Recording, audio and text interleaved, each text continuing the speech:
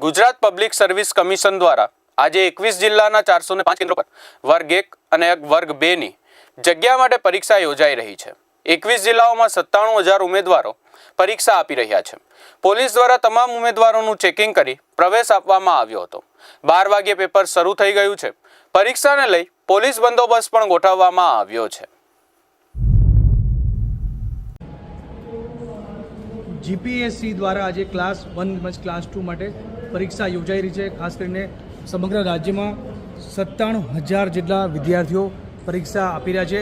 બપોરે 12 કલાકે જે પેપર શરૂ થવાનું છે તેમજ બપોરે 3 કલાક સુધી 3 કલાક જે પેપર ચાલવાનું છે તેમાં ખાસ કરીને જે સૂચનાઓ આપવામાં આવી છે કે જે કહી શકાય કે પરીક્ષા ખંડમાં પોણા 2 કલાક પહેલાં વિદ્યાર્થીઓ પહોંચવાનું છે।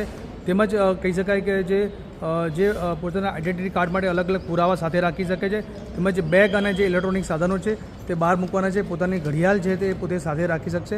સમગ્ર કહી શકાય કે જે જીપીએસસી ક્લાસ 1 તેમજ ક્લાસ 2 માટે જે જીપીએસસી દ્વારા જે આયોજન કરાયું છે તેમાં હાલમાં પરીક્ષા યોજાઈ રહી છે। Pravin Jadav, VR live news, Ahmedabad.